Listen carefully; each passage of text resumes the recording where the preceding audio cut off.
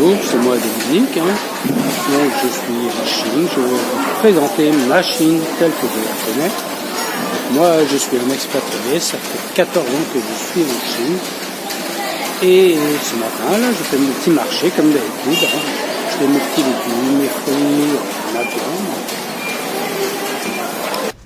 Vous allez me dire, que faites-vous en Chine? Moi, je crée ma société en Chine, j'en ai créé 2 autres ensuite. Je suis parti en 2005 pour créer une franchise de restauration. Et en 2007, fin 2007, j'ai créé une société de services, plus de services. Au départ pour développer des machines et après vendre des services divers. Je vous présente le quartier de Nanshan, ou plus spécialement Old City. Old City, ça veut dire Overseas Chinatown. La ville chinoise d'outre-mer. Donc moi, j'ai eu mon bureau juste à côté. À l'époque, j'habitais en 2015 à Zuzolin, j'avais mon bureau. Et j'allais souvent dans ce quartier parce que c'était sympa le soir, il y a des bars, il y a des galeries d'art. En fait, c'est des anciennes usines désaffectées.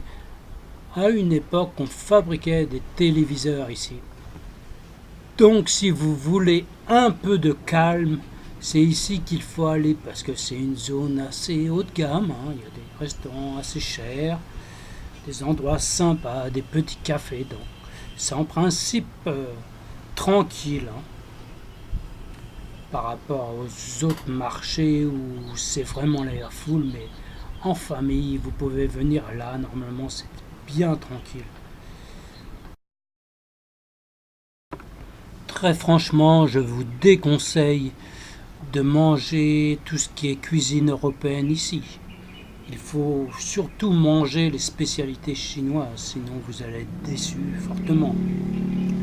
Par contre, il y a un Français qui a une pâtisserie Lu, qui a un petit coin qui est assez sympa. Et souvent, j'y allais, j'écoutais un peu de musique française et quelques pâtisseries, c'était vraiment sympa.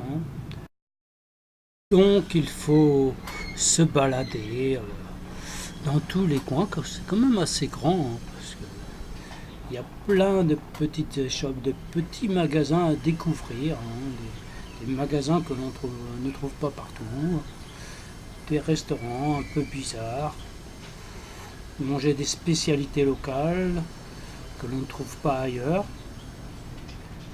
retrouver des artistes.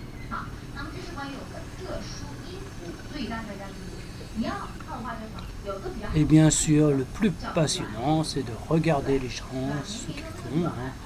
Toutes les petites qui veulent se prendre en photo ici, les zones fleuries. Il y a aussi quelques pizzerias, mais j'ai jamais trouvé vraiment de bonnes pizzas ici. J'étais très déçu.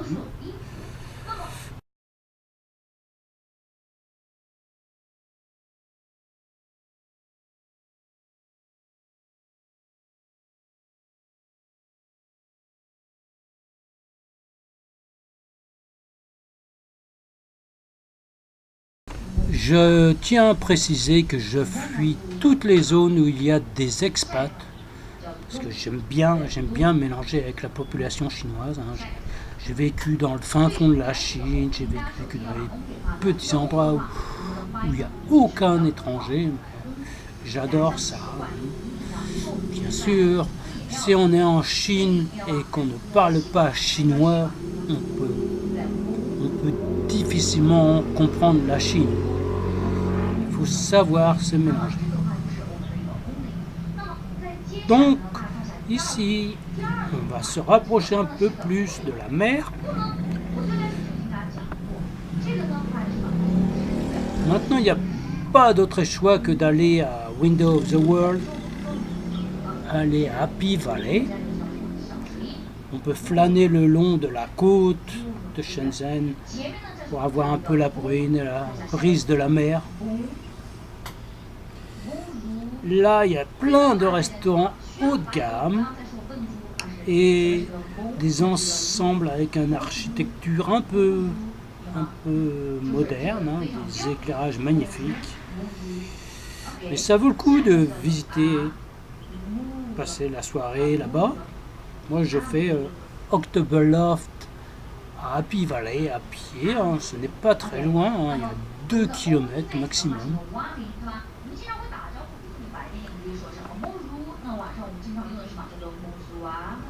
木苏啊，拉，就是我们的接下来最后这个字。